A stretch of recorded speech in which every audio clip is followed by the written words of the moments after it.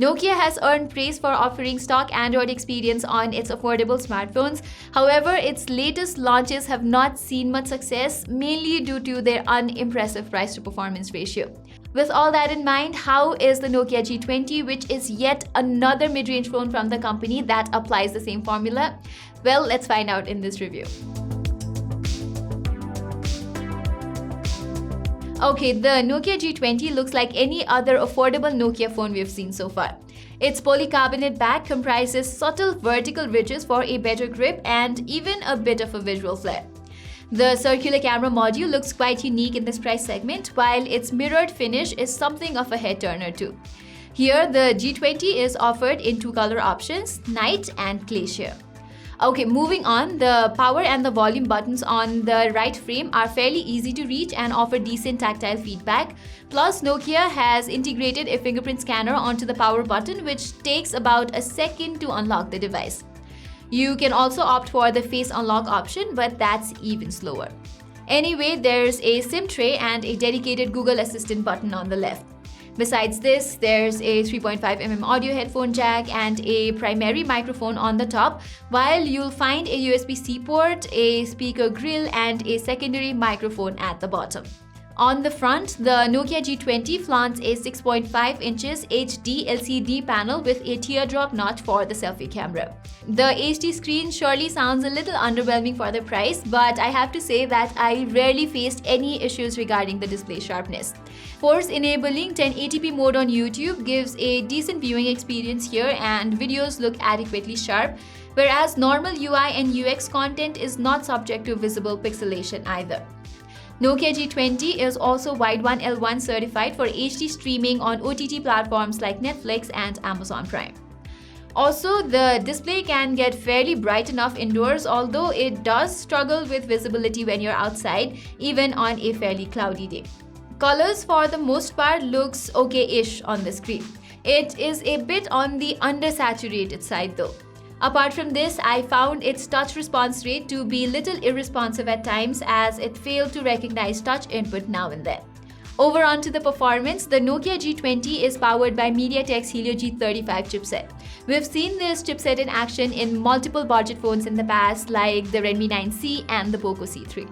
And both of these phones cost way less than what the G20 goes for. As a result of the underpowerful chipset, everything from opening apps to playing games is an underwhelming experience on this phone. Apps take at least a second or so to load and hence not a joyful experience. Multitasking between lightweight apps is good though. Okay, moving on to gaming, playing relatively less demanding games is also perfectly fine on this phone. However, comparatively GPU-intensive games do take a toll on the Helio G35. For instance, Call of Duty Mobile stutters by quite a bit under low graphics and high frame rates, while the gameplay becomes slightly better under low frame rates.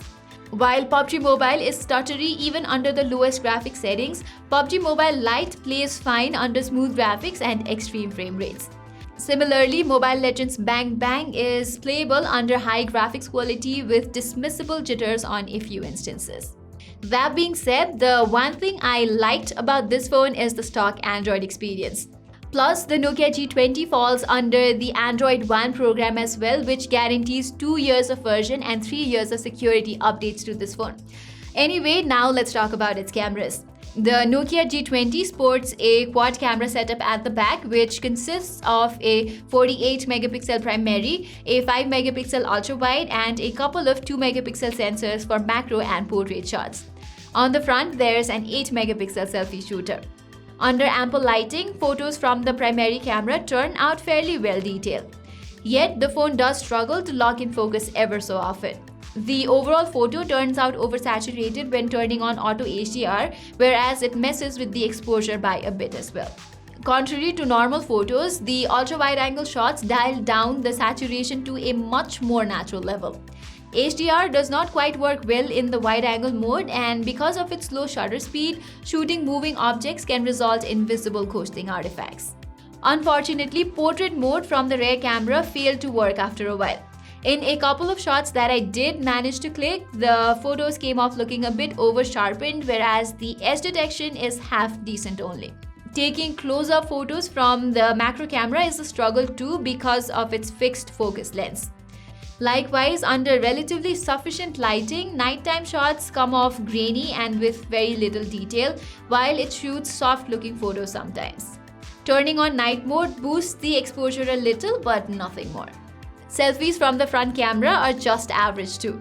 The dynamic range is pretty terrible, whereas the photos look quite soft and the colors turn out muted. In terms of videos, the phone maxes out at 1080p 30fps recording from the primary, ultra-wide and the selfie camera. As expected, the footages come off quite wobbly in all three modes, with especially blown out skies on the selfie video. Anyway, apart from the below average cameras, the Nokia G20 shines the brightest in terms of its battery endurance. In fact, HMD Global is so confident in this regard that it says the Nokia G20 is a 3-day battery phone.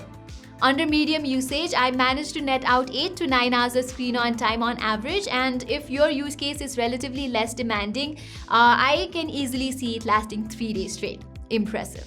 Charging it up, on the other hand, is quite a drag. With the 10-watt adapter that juices the phone via a Type-C port, it takes 3 hours to fully juice up the phone. Finally, the audio quality from the mono speaker here is nothing to write home about either. It audibly struggles with dynamic range when maxing out the volume, plus the audio sounds completely flat with lowering the volume as well.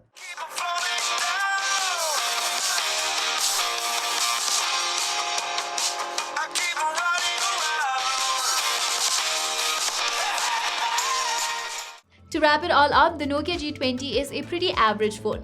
While its design, clean stock Android experience, and battery life are somewhat of saving grace, it ultimately lags behind the competition when it comes to performance. Maybe MediaTek's Helio G80 or G85 would have been a better choice for a phone at this price bracket. Still, if you are a casual smartphone user who wants excellent battery endurance and a reliable software experience, the Nokia G20 is a decent option for you. So that was all for our full review of the Nokia G20. If you like this video, do give it a thumbs up, and while you're in there, do not forget to subscribe and hit that notifications icon as well. Till then, I'm Pratima and thank you so much for watching.